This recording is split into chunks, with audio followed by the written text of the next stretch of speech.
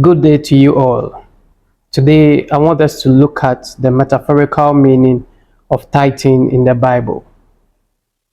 I've always told you that in order to understand the deeper meaning of the stories in the Bible, you have to come with an open mind, relinquishing all belief systems, societal conditionings, and religious indoctrinations. In Christianity, tithing traditionally involves giving 10% of one's income or resources to support the church and its ministry.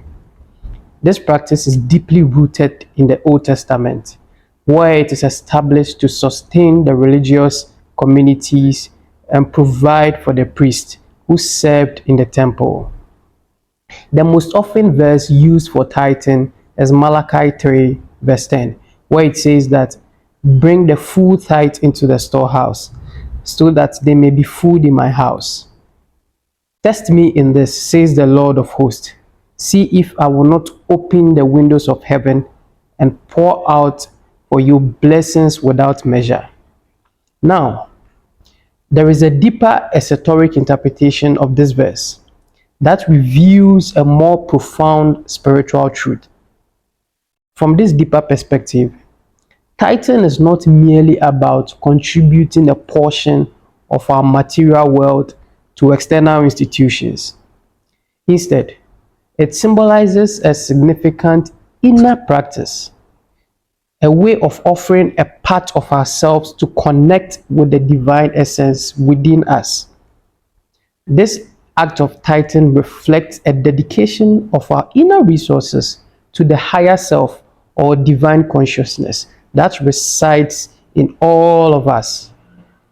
Our awareness is divided between the subconscious and the conscious mind. The subconscious mind comprises approximately 90% of our mental activities, functioning below the level of conscious awareness and driving much of our automatic behavior. The remaining 10% represent the conscious mind, which is the active, analytical part of our psyche that engages in constant thinking, evaluating, and interpreting sensory information. Your conscious mind is perpetually busy processing thoughts and sensory inputs from our environment. Now, using only the conscious mind obscures our connection to the deeper states of pure consciousness within us. When our conscious mind is overwhelmed with thoughts and distractions, it becomes challenging to assess the serene and undisturbed state of our inner awareness, where all spiritual knowledge or insight and connection occurs. True tithing, therefore, involves more than just a financial contribution. It is a symbolic offering of the 10% of our active conscious mind. When we surrender this part of our mental activity, it creates an inner space free from the constant noise of thoughts and sensory inputs. This practice allows us to step beyond the surface level of our awareness and enter a deeper state of pure consciousness.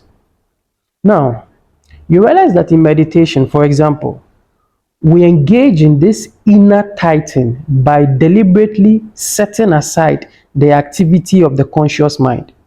It involves letting go of ego-driven thoughts, sensory distractions, and the preoccupations of daily life. By doing so, we align ourselves with the divine essence within, an experience that often leads to profound spiritual insight and a deeper connection with our higher self. So, the windows of heaven, that the Malachi verse states, is basically having access to all spiritual knowledge of God.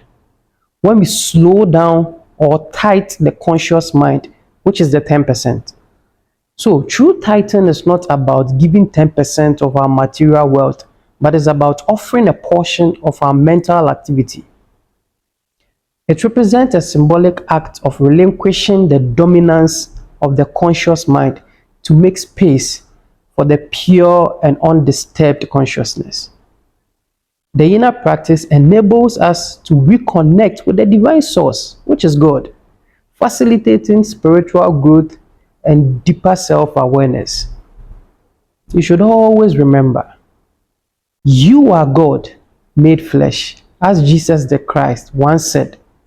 Don't you know that ye are gods?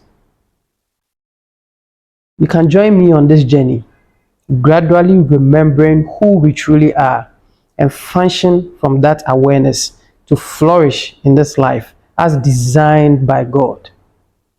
Don't forget to follow or subscribe to get updated teachings. Peace. Thank you.